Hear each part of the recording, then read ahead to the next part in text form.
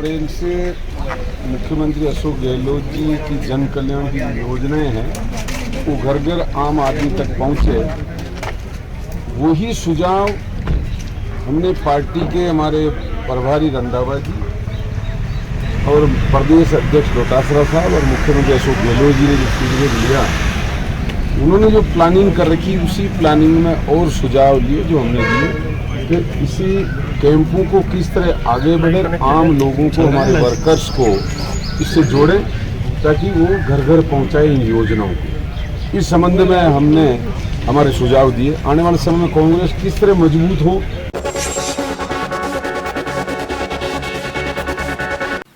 मुझे ताज्जुब है जिस तरह के बयान राजस्थान के मुख्यमंत्री दे रहे हैं, जिस तरह की सहानुभूति अलगाववादियों के लिए, गुंडों के साथ जो कानून तोड़ते हैं उनके लिए उनकी सहानुभूति जो दिखाई दे रही है, जिस तरह से बार बार बयान आ रहे हैं, ये कांग्रेस के बौखलाहट दिखा रही है और उनका जो अलगाववादियों के लिए प्रेम है वो भी दिखाई दे रहा है। ये कानून अंधा और कानून लाचार ये सिर्फ कांग्रेस शासित राज्यों में ही है। जहाँ जहाँ भारतीय जनता पार्टी है वहाँ पर कानून का बुलडोज़र अलगाववादियों या गुंडों के ऊपर चलकर ही रहेगा। और गहलोत साहब, आप सही कह रहे हैं कि पूरा देश देख रहा है।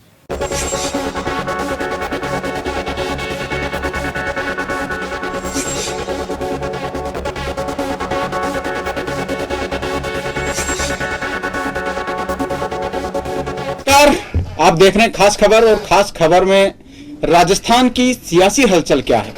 कांग्रेस खेमे में 1-to-1 संवाद चल रहा है। बीजेपी सत्ता पक्ष के साथ में दो हाथ कर रही है, आड़े हाथों ले रही है।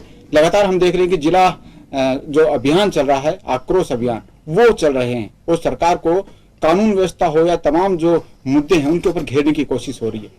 राजस्थान का जो पारा है उसके चढ़ने के साथ साथ ये भी लग रहा है कि सियासी जो पारा है वो भी कहीं ना कहीं छलांग लगा रहा है। आने वाले 2 दिन के बाद में आईपीएल का रोमांच होगा, लेकिन आईपीएल के रोमांच के बीच में ये भी नहीं कहा जा सकता कि सियासी रोमांच नहीं होगा, क्योंकि ये संवाद चलेगा और संवाद के बीच में कई नेताओं के बयान यहाँ पर आएंगे। बीजेपी हमलावर होगी और कई बार हमने देखा कि कांग्रेस जो है अपने ही नेताओं के बयान से गिरती हुई भी दिखाई दी है। खास खबर में अनिल सैन और मेरे साथ में तमाम मेहमान जुड़ेंगे और एक कोशिश होगी हमारी कि आखिरकार राजस्थान की तस्वीर क्या होगी जब 2024 आएगा। 2023 का रन यहां पर होगा, उस रन के अंदर मुकाबला जब कांग्रेस और बीजेपी के बीच में होगा तो क्या थर्ड फ्रंट कुछ ताकत दिखा पाएगा, या फिर राजस्थान में अमूमन तौर पर कांग्रेस बीजेपी के बीच में जो मुकाबला रहा है वही मुकाबला इस बार देखने को मिलेगा।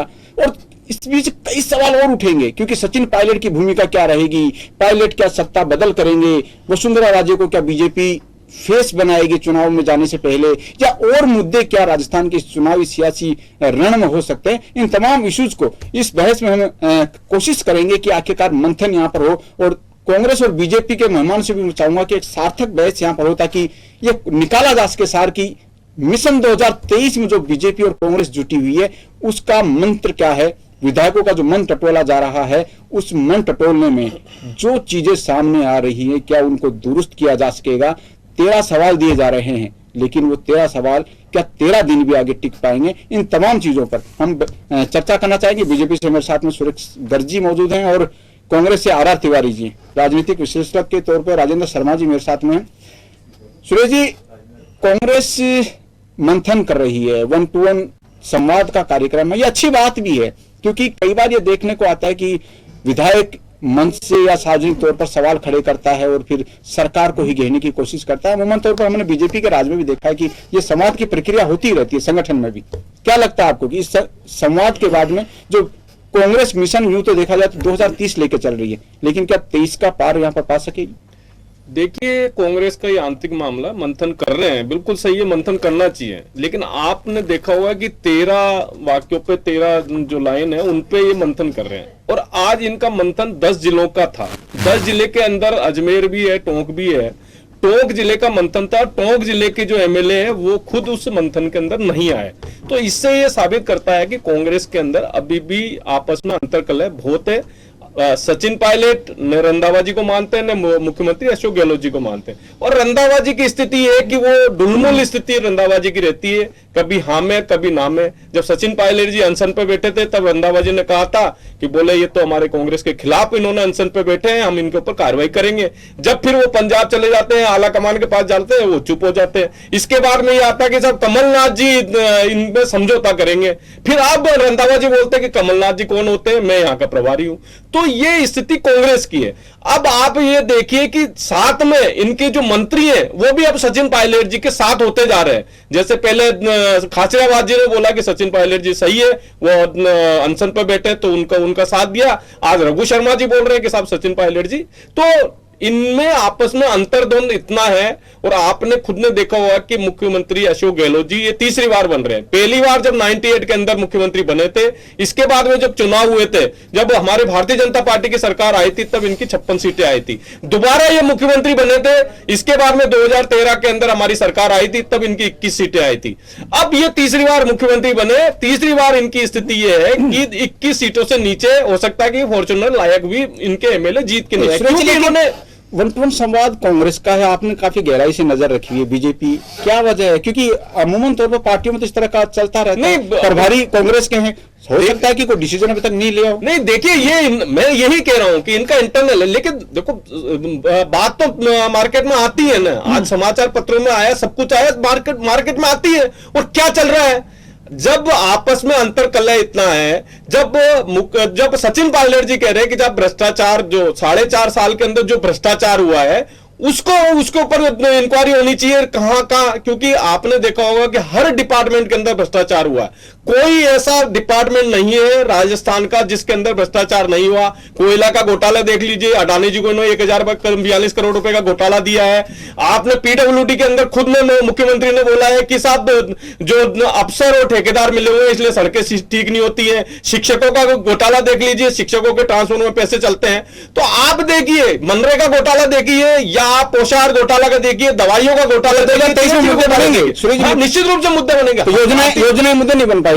योजना तो सब घोषणा है। सिर्फ इन्होंने 2018 से अब तक सिर्फ घोषणाएं की है, कोई भी योजना धरातल पर नहीं आई है। भारतीय जनता पार्टी केंद्र के अंदर 9 साल के अंदर जो हमने वहां पे काम किए और जो हिंदुस्तान को 10वीं से 5वीं अर्थव्यवस्था पे लाए हैं, उस मुद्दे पर जो देश के अंदर विकास हुआ है। आज बिजली उत्पादन 9.5% बढ़ा है। 9.5% बढ़ाने का बेनिफिट मिलेगा क्या बीजेपी को? निश्चित रूप से मिलेगा भाई। आज अगर 9 साल से केंद्र के अंदर मजबूत सरकार है, नरेंद्र मोदी जी की मजबूत सरकार है, तो निश्चित रूप से हम कमल के फूल पे भारतीय जनता पार्टी के हमारा संगठन बहुत मजबूत है। आप समझ गए होंगे कि सुरेश गर्ग जी कहना चाहते हैं राजस्थान सरकार की जो योजनाएं हैं वो कांग्रेस को बेनिफिट नहीं देने वाली है और केंद्र की जो योजना है वो बीजेपी का कमल शायद 2023 में खिला देंगे। अनिल भाई, सपने देखना सबको अच्छा लगता है और फिर मैं कह रहा हूं कि अब की बार हमारा जो उद्देश्य है, हमारा जो लक्ष्य है, केवल और केवल महंगाई से राहत दिलाने का राजस्थान के 8 करोड़ नागरिकों को हमारा लक्ष्य एक ही है। कौन हमारे साथ है, कौन हमारे साथ में नहीं है, क्या हमारे मुद्दे हैं, क्या मुद्दे नहीं है, ये बयानवीर नेता है। पूरे राजस्थान जानता है कि जब जब इन्होंने चैलेंज किया राजस्थान की सरकार को, और जनता माई बाप होती है लोकतंत्र के अंदर, चाहे लोकसभा का चुनाव हो, विधानसभा को, पंचायत निगम पालिका हो, जनता हमारी माई बाप। और जनता ने लगातार 4.5 साल तक राजस्थान में यशस्वी मुख्यमंत्री अशोक गहलोत जी को और हमारे ऊर्जावान प्रदेश कांग्रेस के अध्यक्ष डोटासरा जी को दिया। ये आंकड़े हैं और ये इस बारे में बोलेंगे नहीं। जब राजस्थान की सरकार आम आदमी को जन कल्याणकारी योजना से इस महंगाई के दौर में राहत दिलाने का काम करना चाहती है, ये मुद्दे उठा लाते हैं कि राजस्थान में भ्रष्टाचार है। मैं कह रहा हूं राजस्थान में भ्रष्टाचारियों के खिलाफ जिस गति से काम हुई, राजस्थान नंबर 1 पर है। चाहे उसमें आईएएस अधिकारियों को हमने गिरफ्तार किया हो, चाहे आईपीएस को किया हो, चाहे आरएएस को किया, चाहे आरपीएस को किया। भ्रष्टाचार तो पूरा देश के अंदर है। राजस्थान में छोड़ो, आप तो अपने कर्नाटक की बात करो, वहां 40% की सरकार चल रही थी आपकी, और आपके भारतीय जनता पार्टी के नेता, जिसमें पूर्व मुख्यमंत्री, पूर्व उप मुख्यमंत्री भगदड़ मच रही है भारतीय जनता पार्टी के भ्रष्टाचार से मुक्त होने के लिए। सब कांग्रेस में आ रहे हैं। मैं फिर राजस्थान की धरती पे आ रहा हूं अनिल भाई, रिवाज बदलेगा, ये जो करे फॉर्चून में आएंगे।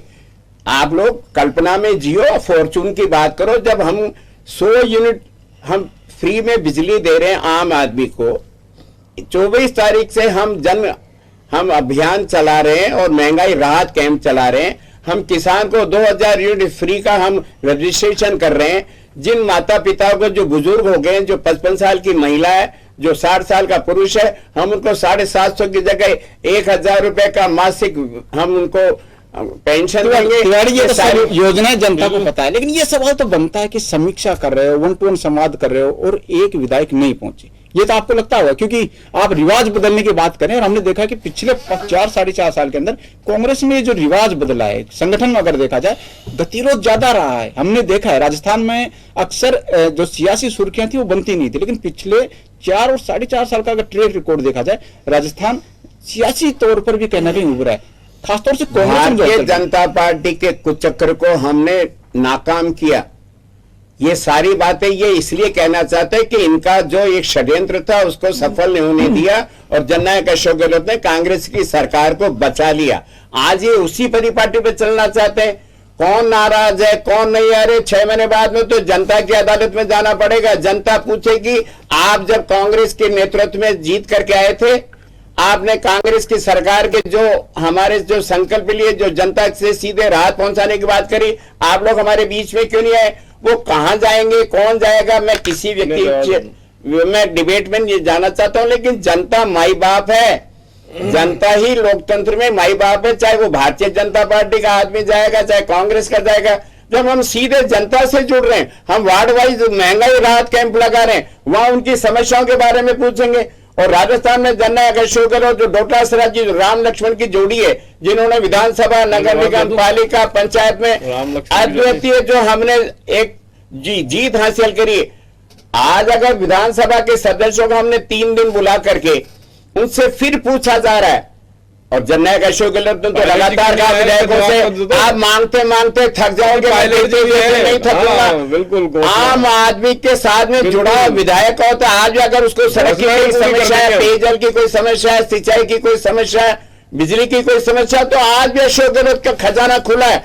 जनता को देने के लिए जो विधायक मांगेगा हम देने 10 में से नंबर मांग रहे हैं। अच्छा, कितने विधायकों ने 10 में से 10 नंबर दिए होंगे? एक आखिरी सवाल आपसे, सूर्य जी। देखो, मैं तो विधायक हूं नहीं, और फिर हम क्रॉस टैली कर रहे हैं। अनिल भाई, एक बात और सुन लो, AICC का सर्वे अपना चल रहा है और राजस्थान प्रदेश कांग्रेस कमेटी का सर्वे चल रहा है। विधायक अपने आप को कितने नंबर दे रहा है ये तो गोपनीय रिपोर्ट है, वो तो बाद में पता लगेगी रंधावा जी को, CM को, डोटासरा जी को। लेकिन अगर किसी विधायक ने कोताही बरती, अगर उसने धरातल पे काम नहीं किया और उसने नंबर ज्यादा दे दिया, तो आपने देखा होगा कि कर्नाटक में सिद्धारमैया का खुद का कोलार की सीट AICC ने काट दी। तो अब की बार ऐसे विधायकों का ये गलत आंकड़े नहीं चलेंगे। राजस्थान में कई विधायक नए भी आपको नजर आएंगे। सर्वे की रिपोर्ट से होगा, वो तो बीजेपी पर। हाँ सूर्य जी, आप कुछ कहना चाह रहे हैं? अनिल जी, ये कहना चाह रहा हूँ कि ये कह रहे हैं कि सब हम महंगाई पर राहत देने की बात कर रहे हैं। मैं जो वसुंधरा जी की सरकार है और जो कांग्रेस की सरकार है, अगर आप उसमें कंपैरिजन करोगे तो जो आज पेट्रोल डीजल महंगा है, जो हमारा वेट परसेंटेज था उसको इन्होंने बढ़ा दिया। तो आप डीजल महंगा, पेट्रोल महंगा, बिजली महंगी। बिजली की रेट जो 6 रुपए 7 रुपए 2018 के अंदर हुआ करती थी, आज वो 10 रुपए 11 रुपए की बिजली की रेट है। पानी महंगा। अब आप कहां से ये कह सकते हो कि सब हम महंगाई में राहत? पूरा देश जानता है आप लोग राजस्थान की कैसे अपने आप को जहर करके बात कर लेते हो। अरे 35 रुपए का आप जो देने वाले थे पेट्रोल, आप 110 टका दे रहे हो, बोलो तो सही। तो वो लोगों को रोजगार देने की बात कैसे सवाल करें? ये भी राजस्थान की बात है। 500 रुपए में गैस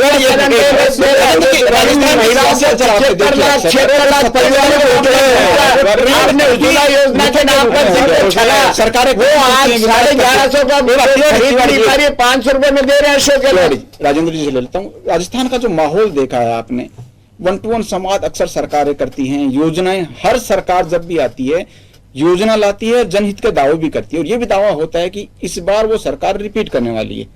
गहलोत सरकार भी कुछ यही करे, और गहलोत जी ने कल भी कहा है कि इस बार का चुनाव राजस्थान की जनता करेगी। हालांकि जनता ही वोट देती है, जनता वोट देकर तय करती है, लेकिन क्या इनका कुछ इफेक्ट पड़ता है? 1-to-1 संवाद एमएलए जो बताते हैं, क्योंकि हमने देखा है, क्योंकि सरकार बदलती है तब भी एक 6 महीने का जो पीरियड है तो वो समीक्षा चलती है, पिछली सरकार ने क्या किया, अब किस तरह से ट्रेंड पर बढ़ सकता है। तो इस रिपोर्ट को कुछ विश्लेषक के तौर पर काम हो सकता है। देखिए अनिल जी, दो चीजें समझने की जरूरत है। पहली चीज तो ये कि जो 1-to-1 जो हो रहा है उसके कई मायने निकलेंगे। केवल यही नहीं है कि सब कि वो केवल एमएलए का रिपोर्ट काट लिया जा रहा है और कोई दूसरी चीज़ें। देखिए इसके अंदर आप ये भी देखा जाएगा कि उन सब हालात से क्या फीडबैक आता है, उसके आधार के ऊपर एक तो आगे की स्ट्रेटेजी बनेगी कि हमको किस स्ट्रेटेजी, किस रणनीति के साथ आगे मैदान में उतरना चाहिए, नंबर 1। नंबर 2 ये कि आगे जब टिकट वितरण होंगे उसके अंदर भी काफ़ी कुछ ये चीज़ें जो ये चर्चा हो रही है 1-to-1 की, वो काफ़ी कुछ रिफ्लेक्ट होगी उसके अंदर भी। तीसरी चीज़ ये कि आम आदमी का कहीं ना कहीं जो फीडबैक आएगा कि हमको इस चीज़ के अंदर ये परिवर्तन कर देना चाहिए, ये सुधार कर देना चाहिए, इस तरह को इस चीज़ को इस तरह से लागू करना चाहिए जिससे कि हमको पब्लिक का हमको प्रॉपर तरीके से रेस्पॉन्स मिल सके। नंबर 1। नंबर 2 ये कि बीजेपी को भी इसको आलोचना के रूप में नहीं लेना चाहिए, क्योंकि बीजेपी को भी अल्टीमेटली करना यही है। ये एमएलए को बुला रहे हैं, वो कैंडिडेट से 1-to-1 होंगे, अब उसका तरीका अलग अलग हो सकता है। तो इसलिए क्योंकि वहाँ भी कैंडिडेट का चुनाव इसी तरीके से होगा कि किस आदमी की कितनी पहुँच है पब्लिक के अंदर, या उसकी छवि कैसी है, या वो आगे जाकर के किस तरह का रिजल्ट दे सकेगा, कितने वोट ले सकेगा। इसलिए 1-to-1 का तरीका दोनों तरफ से चलेगा, दोनों तरफ से चलेगा। ये आने वाले दिनों में आपको ये चीज़ देखनी पड़ेगी। और मुद्दे भी आने वाले दिनों के अंदर नए नए आएंगे। देखिए ईमानदारी से देखा जाए तो महंगाई, सब चीज़ें मुद्दे अब खत्म हो गए, पीछे कहीं चले जाए और अब नए नए मुद्दे दूसरे तरीके के आएंगे। नहीं, लेकिन जनता के बीच में मैसेज क्या है? क्योंकि राजस्थान का अगर ट्रेंड देखा जाए, जनता क्या चाहती है, राजस्थान की जनता मेंटेलिटी क्या है? क्या वो बदलाव को ही समझती है कि हाँ ये सरकार ने 5 साल काम किया, बदलना चाहिए ताकि विकास ज्यादा होगा? राजस्थान की जनता का परिप्रेक्ष्य क्या है? क्योंकि आपने कई चुनाव को देखा है। जनता पिछले काफी चुनावों से अपन देख रहे हैं कि बदलाव की उससे चल रही है। पर देखिए जनता को आपको कमतर नहीं समझना चाहिए। जनता का निर्णय क्या होता है वो तो लोकतंत्र में भविष्य के घर के अंदर छिपा हुआ है। आप देखिए कि जब सारे पोल जब ये कह रहे थे लास्ट टाइम के उसके छत्तीसगढ़ के कि साहब वहाँ पर रमन सरकार रिपीट करेगी, फिर भी बिल्कुल उल्टा हो गया। तो ऐसा कुछ नहीं कहा सकता। इसलिए अभी से जो भी कुछ कहना है वो बहुत जल्दबाजी होगी। बाकी हर पार्टी चाहेगी, सत्तारूढ़ पार्टी वही चाहेगी कि उसकी सरकार रिपीट करे। छोटा सवाल, क्या योजनाओं का कुछ इफेक्ट पड़ता है? जो सरकार की योजनाएं होती हैं देखिए बहुत कम फर्क पड़ता है, बहुत कम फर्क पड़ता है। बाकी तो उस टाइम पे जो माहौल बनता है उसी का ज्यादा असर पड़ता है। तिवारी जी, आपने सुना होगा राजेंद्र जी को, आप महंगाई राहत कैंप ला रहे हैं, 10 योजनाएं उसमें रहेंगी। मुख्यमंत्री जी कह रहे हैं 2030 का जो विजन है वो इसके माध्यम से पूरा होगा, राजस्थान को 1 नंबर स्टेट देश में कैसे बनाया जाए उसको पूरा किया जाएगा। लेकिन चुनाव का जो माहौल है, तिवारी जी आपने भी काफी करीब से देखा है, राजस्थान के चुनाव नहीं देश भर के चुनाव देखे हैं। 2023 के बाद में 2024 भी आने वाला है और पिछला 2014 और 2019 का चुनाव भी आपने देखा है। योजनाएं काफी इफेक्ट नहीं करती है जनता के बीच में। 1-2% का वोट का हो सकता है कि कुछ हो, ओपीएस जो लागू किया हो सकता है, कर्मचारियों का कुछ वहां पर अगर वोट हो वो कुछ स्लिप कर जाए, लेकिन फिर भी ज्यादा नहीं होता। तो ऐसे में सरकार रिपीट कैसे होगी? कांग्रेस दावा तो कर रही है, ये योजनाओं का आधार पर दावा कर रही है, फिर भी घर में गिर रही है कांग्रेस, फिर भी दावा कर रही है। अनिल भाई देखो, परीक्षा में बैठने से पहले आप पूरी तैयारी करके जा रहे हो। अशोक गहलोत की कांग्रेस की सरकार ने जनता की सीधी सेवा करने का जो संकल्प लिया, अब जनता क्या करेगी? जनता को जब लग रहा है कि हम 500 रुपए में गैस का सिलेंडर उन महिलाओं को दे रहे हैं जिनको उज्ज्वला योजना के नाम पर देश के प्रधानमंत्री जी ने ठगा। आपने 1 सिलेंडर तो फ्री दे दिया, आज उनके ऊपर कपड़े सुखा रही है, उनके पास सिलेंडर खाली पड़ा। अगर अशोक गहलोत इस महंगाई के दौर में 500 रुपए का सिलेंडर दे करके उनके आंखों के आंसू को पहुंचना चाहता है, अगर जनता नहीं चाहती है तो ना दे। अगर महंगाई के युग में हम 750 रुपए की जगह 55 साल की महिला और 60 साल के पुरुष को 250 रुपए ज्यादा दे करके 1000 रुपया महीना पेंशन देना चाहते हैं, जनता वोट नहीं डाले तो दे दे। यही तो रेवड़ियां बांटते हैं। ये तो कहते हैं सरकार रेवड़ियां बांट रही है। अगर जनता को रेवड़ियां, और मैं कर रहा हूं, अगर भारतीय जनता पार्टी की सरकार बना दी, अगर जनता ने इन्हीं भूलभुलैया में, और भूलभुलैया कौन सी है? हिंदू और मुसलमान का खेल करवा दो, पाकिस्तान और कश्मीर का खेल करवा दो, शमशान और कब्रिस्तान का खेल करा दो, पूरा देश रात इन्हीं बातों से। और अशोक गहलोत जी तो खुद ही चिंता व्यक्त कर चुके हैं कि आगे भारतीय जनता पार्टी के पास में सरकार के खिलाफ में कोई बात नहीं होगी, ये हिंदू और मुसलमान का खेल खेलेंगे। लेकिन मैं फिर कह रहा हूं, जनता माई बाप है, जनता जानती है, ये हिंदू और मुसलमान के खेलने से किसी का पेट नहीं भरेगा। 500 रुपए का सिलेंडर अगर देगी तो सरकार कांग्रेस की देगी, 1000 रुपए का अगर पेंशन देगी तो सरकार देगी। हमने कर्मचारियों को, सरकार के कर्मचारी नहीं, हमने निगम के बोर्डों के कर्मचारियों को भी ओल्ड पेंशन स्कीम दी है। अगर बुढ़ापे में 60 साल बाद में अगर उसका बेटा अगर सेवा नहीं करे तो कांग्रेस की सरकार उसके परिवार पे बेटे की जैसे उसको हर माह पेंशन दे रही है। अगर किसी के गरीब के घर में बीमार पड़ गया तो हमने कहा 10 लाख की जगह को 25 लाख का खर्चा जो आपको चिकित्सा में करना पड़ता, आप अपने परिवार के गहने काटे बेच करके परिवार के आदमियों को बचाते हैं। अगर हम रेवड़ियां बांट रहे तो हमको रेवड़ियां बांटेंगे। लेकिन सरकार का सवाल ये है कि गहलोत जी 2 बार मुख्यमंत्री पहले भी रह चुके हैं, उस समय भी शायद ये दावा किया गया था कि रिपीट होगी। उस समय भी योजनाएं काफी थी, निःशुल्क दवा योजना बड़ी योजना थी, लेकिन मैंडेट जी ने कहा ये जहर है।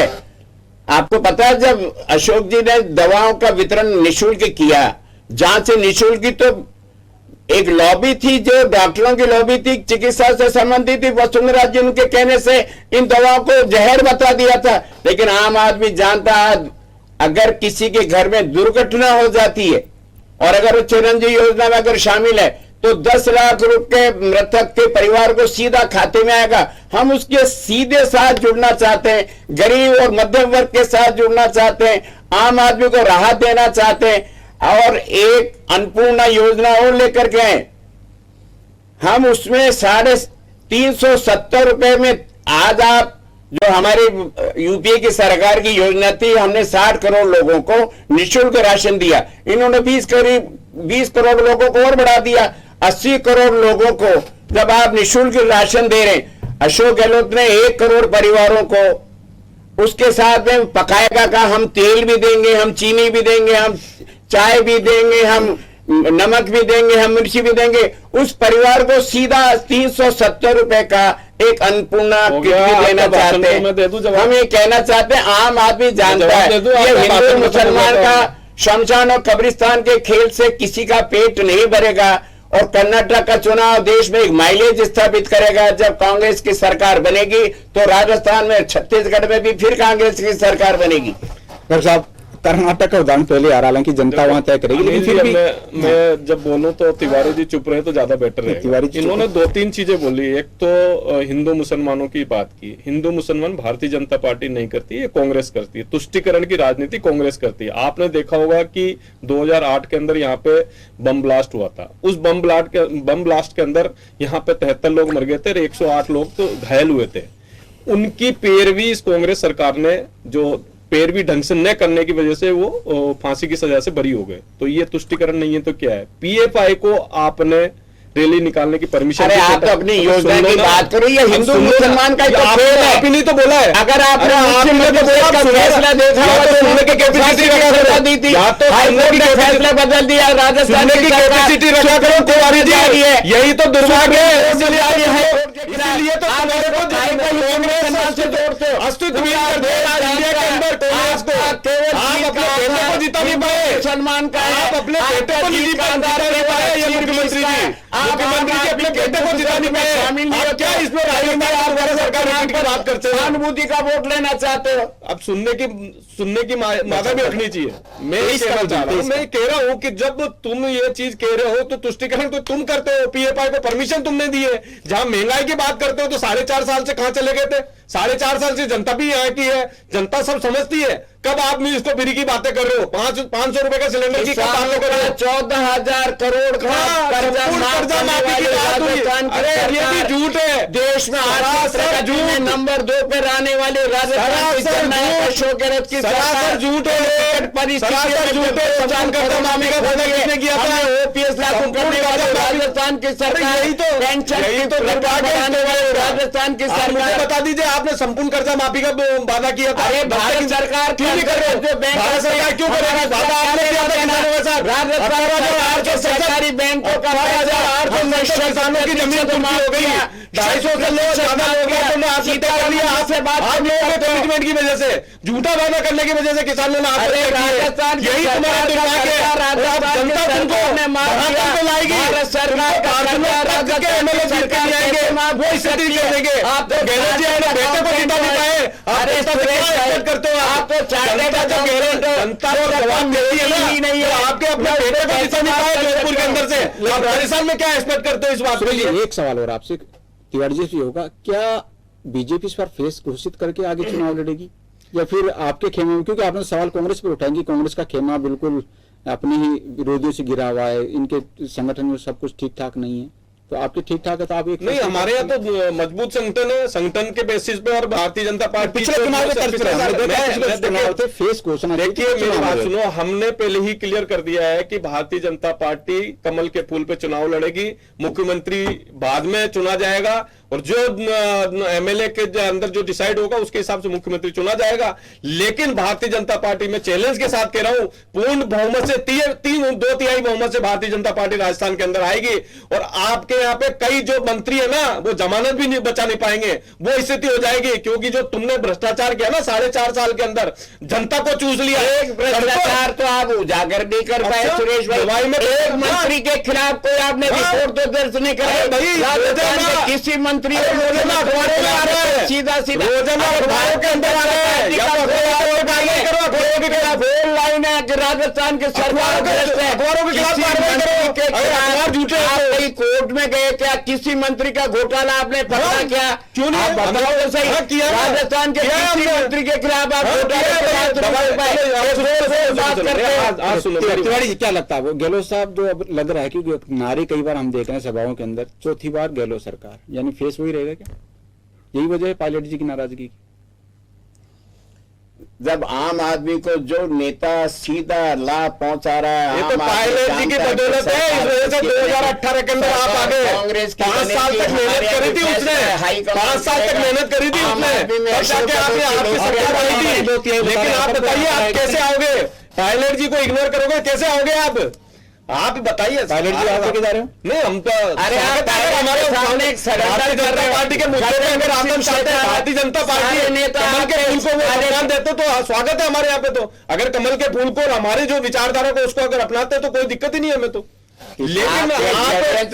लेकिन आप समझ गए वो अपने घर में हमारे नेता हमारे नेता थे, उनको सम्मान दो। अगर यही रहेंगे तो चलाने का रंधावा जी भी कैसे बोले कि कानूनी कार्रवाई करेंगे? आपके रंधावा जी ने बोला था ना, आपके मुख्यमंत्री ने बोला ही नहीं, बोला नकारा आवारा किसने बोला था? नकारा आवारा किसने बोला था? राजेंद्र जी, राजस्थान की जनता चाहती है कि अच्छा विकास हो, अच्छा शासन हो, कानून व्यवस्था बेहतर हो, राजस्थान भी जो मुख्यमंत्री अशोक गहलोत करें कि 2030 में देश में टॉप करे, वो भी राजस्थान की जनता चाहती है। लेकिन क्या चुनाव से पहले इस बार लगता है, क्योंकि कई चुनाव पहले भी देखे हैं आपने, अमूमन तौर पर फेस घोषित होता है, फेस को आगे किया जाता है, और सत्ताधारी पार्टी का तो यूं माना जाता है कि जो मुख्यमंत्री है शायद वो उसी संगठन को लीड करेगा, चुनाव के अंदर वहां पर जाएगा। लेकिन इस बार तस्वीर अलग है राजस्थान की।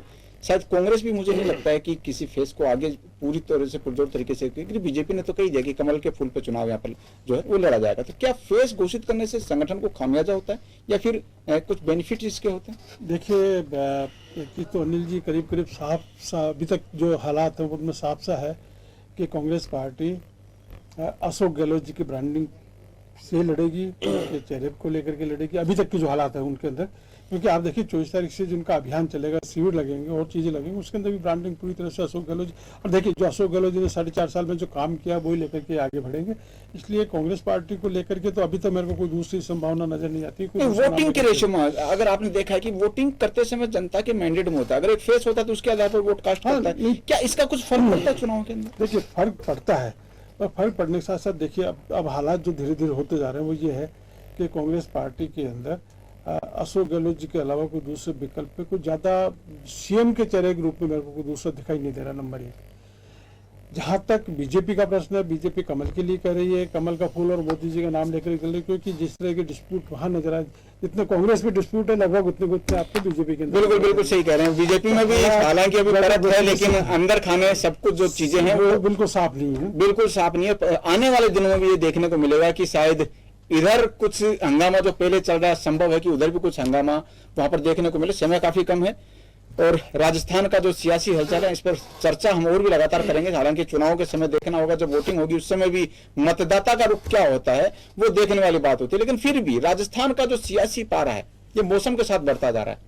दिसंबर में चुनाव होंगे, उस समय पारा में गिरावट आएगी, लेकिन इस सियासी पारे में लगता नहीं कि फिलहाल गिरावट यहां पर आने वाली। ये पारा लगातार छलांग लगाते जाएगा। उस समय संगठन से कोई बगावत करेगा, संगठन को कोई छोड़ेगा या फिर कोई छोड़ के किसी दूसरी पार्टी का दामन वहां पर थामेगा, तो इस तस्वीर क्या बनेगी, स्थिति क्या बनेगी, ये तो चुनावी माहौल जो होगा वो उसी समय देखने का वाली चीज होगी। और उसी समय क्या होगा, जब मतदाता वोट करेगा, काउंटिंग होगी, तो तय होगा कि इस बार क्या सरकार रिपीट करेगी या फिर जो ट्रेंड चलता आ रहा है, एक बार कांग्रेस एक बार बीजेपी, कोई बदलेगा सरकार कांग्रेस। मुझे इजाजत दीजिए, समय बहुत कम है, मुझे इजाजत दीजिए। नमस्कार, खास खबर में बस इतना।